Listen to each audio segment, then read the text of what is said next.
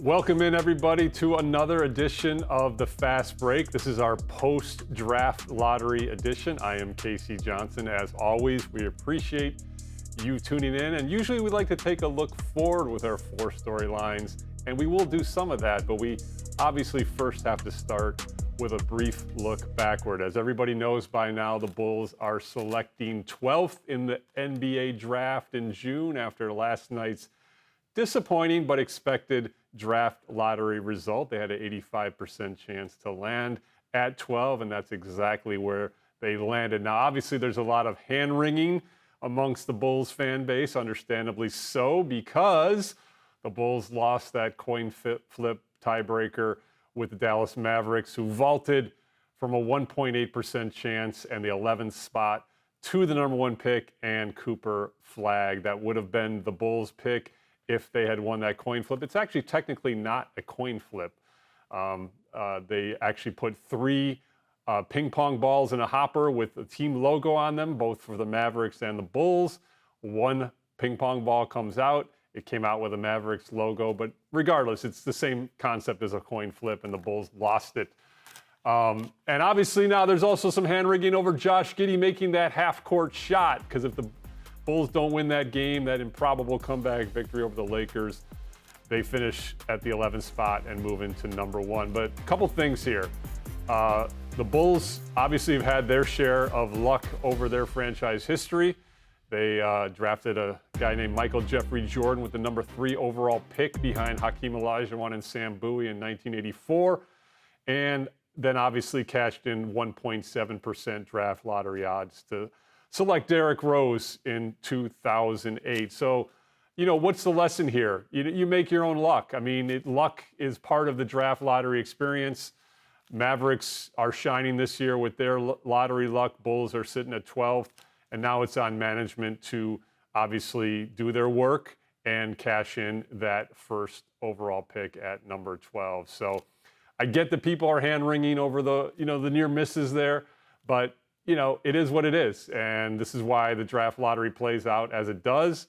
And that leads into topic number 2, and that is the Bulls' pursuit for competitive integrity. This was a much ballyhooed topic all season long. There was a lot of hand-wringing over this approach by the Bulls, but, with the Mavericks finishing with the same record as the Bulls and moving into that number 1 pick, it kind of underscores the Bulls' management philosophy. You had, for the second straight year, a lot of upheaval at the top of the draft lottery. Utah, Charlotte, and Washington entered the draft lottery with the highest odds at the number 1 overall pick. All three of those teams dropped out of the top 3. Only Charlotte stayed in the top 4 at number 4. Utah and Washington fell even further. And so, is there the right move with tanking or chasing competitive integrity? It comes down to the fact that luck is needed in the draft lottery, and that's really all the draft lottery is about. Bulls fans should know that as well as anybody, given what happened in 2008. And the reason I bring this up is because you're going to see a same approach for the 25-26 season, and most scouts will tell you that the 2026 NBA draft potentially is more loaded than even this draft in 2025, which is considered a strong one. You're not going to see the Bulls tank for draft lottery position next year. You've heard Arturas Karnisovas talk about internal improvement, internal development, and obviously trying to cash in and chase a playoff spot. So there's not going to be any tanking again next season. Will the Bulls be in the draft lottery? We'll have to wait and see. But either way, the Bulls are not going to be prioritizing draft lottery positioning over playoff or play-in positioning. They're going to be trying to win games. So get used to that competitive integrity approach. And as I mentioned, the Dallas Mavericks obviously were trying to make the playoffs this year, even after the shocking Luka Doncic trade.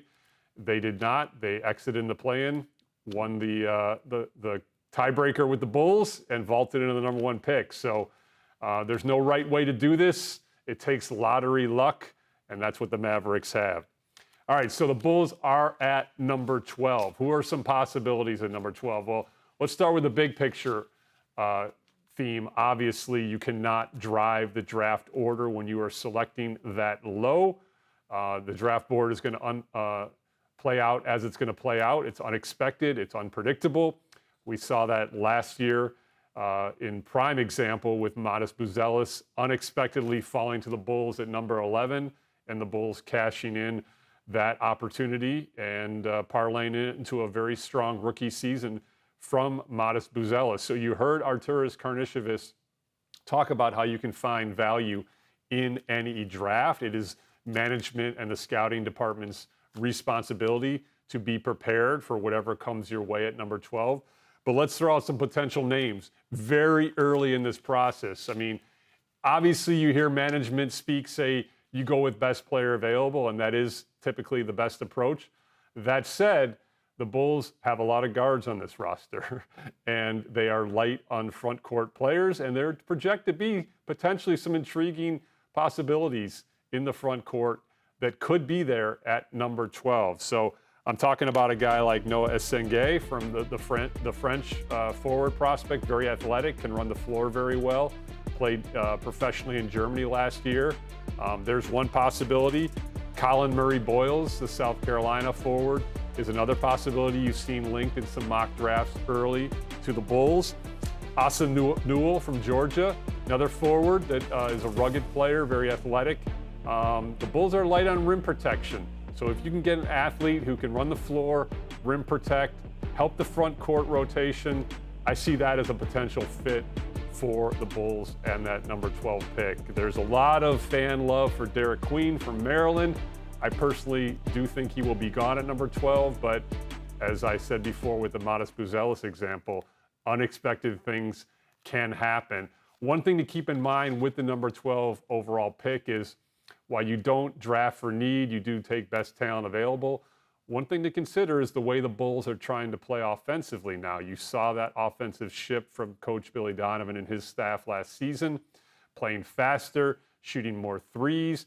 So you want to probably get some athleticism, some two-way potential.